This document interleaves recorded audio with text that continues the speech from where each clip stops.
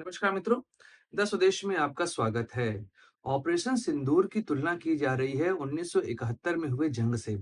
क्यों इस ऑपरेशन को 1971 के समानांतर रखा जा रहा है, इसी विषय पर हम लोग आज बात करने वाले हैं। नमस्कार दोस्तों, मैं सुधांशु, आप देख रहे हैं द स्वदेश। दोस्तों, द स्वदेश एक मंच है जहां पर हम निष्पक्ष पॉलिटिकल एनालिसिस करते हैं। अगर आपको हमारा पॉलिटिकल एनालिसिस पसंद आता है तो आप यूपीआई के माध्यम से हमारी मदद भी कर सकते हैं। बाकी हमारे चैनल को सब्सक्राइब करिए, वीडियो को लाइक करिए और वीडियो को शेयर जरूर करिए।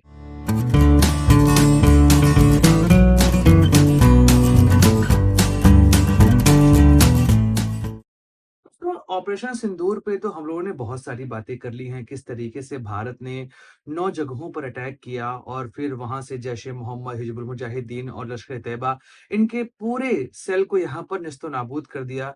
मसूद अजहर का तो पूरा परिवार ही यहाँ पर समाप्त हो गया है। लेकिन आखिर ऐसा क्या था इस अटैक में जिससे हम इसकी तुलना 1971 से कर रहे हैं? पहले 1971 में जो भारत ने पाकिस्तान को तोड़ा था उसके विषय में समझ लें, जिससे आपको अंदाजा लगाना आसान हो जाएगा कि आखिर क्यों इस अटैक को हम 1971 से जोड़ते यहाँ पर दिखाई दे रहे हैं।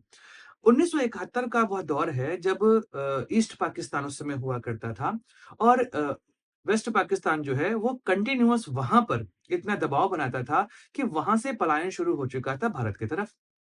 धीमे-धीमे 1965 से लेकर 1971 के बीच में पलायन बहुत ज़्यादा हुआ। लगभग 1.5 करोड़ लोग हैं, जो ईस्ट पाकिस्तान से भारत में आ गए थे।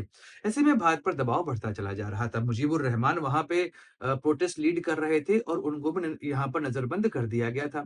ऐसे में भारत को खतरा महसूस हो चुका था कि आने वाले समय में ईस्ट पाकिस्तान से भारत पर अटैक होगा, यह साफ यहाँ पर दिखाई दे रहा था। तब इंदिरा गांधी ने सैम मानेकशॉ उस समय आर्मी के हेड हुआ करते थे, उनसे बात की और कहा कि आप अटैक करिए।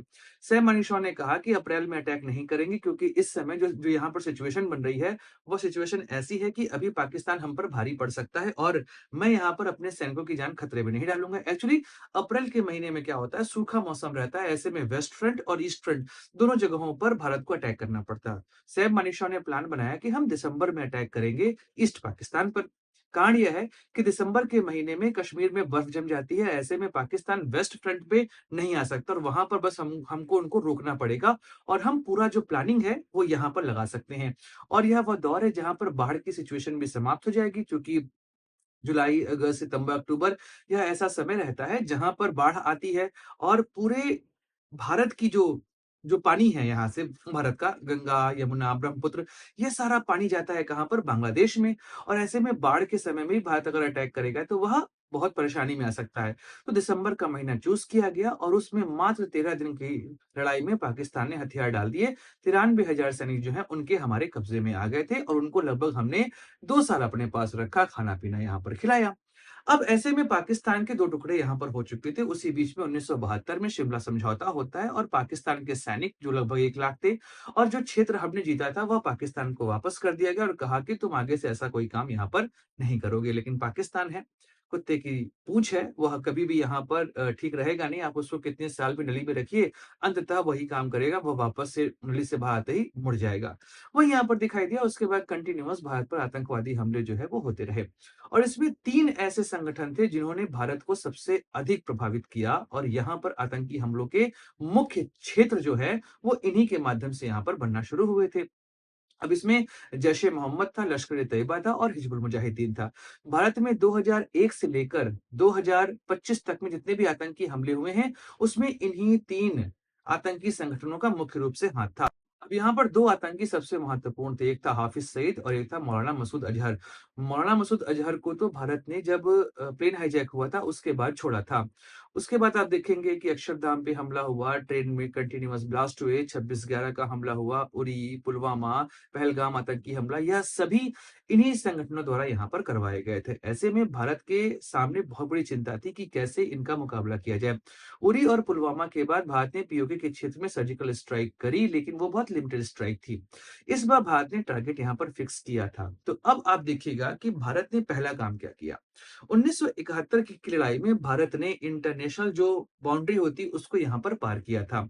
ऐसे ही 1971 के बाद से भारत ने कभी भी पंजाब प्रांत पर हमला नहीं किया था पाकिस्तान के। लेकिन इस बार भारत ने स्ट्रेटेजिकली ये डिसाइड किया कि पंजाब पर हमला करना है और इसके लिए उन्होंने बहावलपुर चुना जो कि जैश-ए-मोहम्मद का हेडक्वार्टर होता है और दूसरा था मरीद के। इन दोनों जगहों पर भारत ने अटैक किया क्योंकि एक जगह लश्कर-ए-तैयबा और एक जगह पर जैश-ए-मोहम्मद इन दोनों को यहाँ पर निपटाना था और इन दोनों को निपटाना सबसे महत्वपूर्ण था क्योंकि भारत में जितने भी आतंकी हमले हुए थे, वो इन्हीं के माध्यम से यहाँ पर हुए थे। तो भारत ने राफेल के स्कैल्प ईजी मिसाइल का यूज़ किया और फिर अटैक किया था कहाँ पर? बहावलपुर पर और फिर वहाँ से मसूद अज़हर की पूरी जो सेना है, उसको यहाँ पर निपटा दिया। भारत ने ध्यान रखा कि यहाँ पर कोलैटरल डैमेज तक भी ना होने पाए और पूरे तरीके से यह जो पूरा अभियान था भारत का, वह केवल आतंकवादी जो वहाँ पर पल रहे थे, उनको मारने का पूरा प्लान यहाँ पर था। भारत ने सीधे अटैक वहाँ पर किया। अब माना जा रहा है कि 80 से 100 आतंकवादी यहाँ पर मारे गए हैं और एक भी सिविलियन या वहाँ पर आर्मी पर्सनल्स पर अटैक नहीं किया गया था। तो भारत ने 1971 के बाद पहली बार एलओसी छोड़िए, पहली बार उन्होंने पाकिस्तान के क्षेत्र में एंट्री किया और यहाँ पर अटैक किया। इसके पहले पाकिस्तान पे अटैक नहीं हुआ था और हमने पंजाब पर अटैक किया। कारण ये है इसके पीछे का कि जो पाकिस्तान के 4 प्रमुख क्षेत्र हैं, बलूचिस्तान, खैबर पख्तून, सिंध और पंजाब। ये 4 प्रमुख क्षेत्र हैं, लेकिन पाकिस्तान की जो पूरी आत्मा है, वह पंजाब प्रांत पर ही टिकी रहती है। ऐसे में पंजाब को अगर यहाँ पर तोड़ दिया गया, तो पाकिस्तान पूरे तरीके से बिखर जाएगा और इस वजह से पंजाब को यहाँ पर चूज़ किया गया क्योंकि जितने भी आर्मी पर्सनल्स हैं, जितने भी पॉलिटिशियन हैं, सब मैक्सिमम पंजाब से आते हैं और ऐसे में पंजाब में ही आतंकवादी गतिविधियाँ जो है वो बहुत ज़्यादा यहाँ पर हमको बढ़ते दिखाई दी और इस वजह से भारत ने पंजाब पर ही यहाँ पर अटैक किया क्योंकि भारत की कोशिश यह है कि बलूचिस्तान को आने वाले समय में यहाँ पर डिटैच करवा दिया जाए, पूरी तरीके से अलग करवा दिया जाए। और वहीं पर खैबर पख्तून में भी भारत यही कोशिश करेगा आने वाले समय कि टीटीपी के माध्यम से उसको भी वहाँ पर अलग किया जाए और सिंध तो वैसे ही भारत में आने को तैयार है या हो सकता है जैसे भूटान के लिए भारत ने यहाँ पे स्ट्रेटजी बनाई हुई है कि भूटान को जो इंटरनेशनल रिलेशन में हेल्प करता है, आर्मी पे हेल्प करता है, ऐसी भारत की कोशिश रहेगी कि सिंध को भी इंडिपेंडेंट प्रांत यहाँ पर बना दिया जाए और उसके जो इंटरनेशनल रिलेशंस हैं और आर्मी है, इन सबको भारत यहाँ पर टेक केयर करे। यह सारा प्रयास जो है होता हमको यहाँ पर दिखाई दे रहा है। अब भारत ने जिस तरीके से यहाँ पर आतंकियों की कमर तोड़ी है, आने वाले समय में पाकिस्तान की हिम्मत नहीं होने वाली है कि वो यहाँ पर आतंकवादी गतिविधियों को आगे बढ़ाए। तो 1971 के बाद पहली बार ऐसा देखा गया है कि भारत ने सीधे तौर पर पाकिस्तान पर हमला किया है। इसके पहले भारत कभी भी पाकिस्तान पर सीधे अटैक नहीं कर रहा था, वह पीओके पर ही अटैक करता था। आप देखेंगे उरी के बाद सर्जिकल स्ट्राइक या पुलवामा के बाद जब हमने एयर स्ट्राइक किया था, तो यह सभी जो पीओके का क्षेत्र है उसी के अंतर्गत यहाँ पर रहता था। लेकिन इस बार हमने सीधे पंजाब पर अटैक किया है।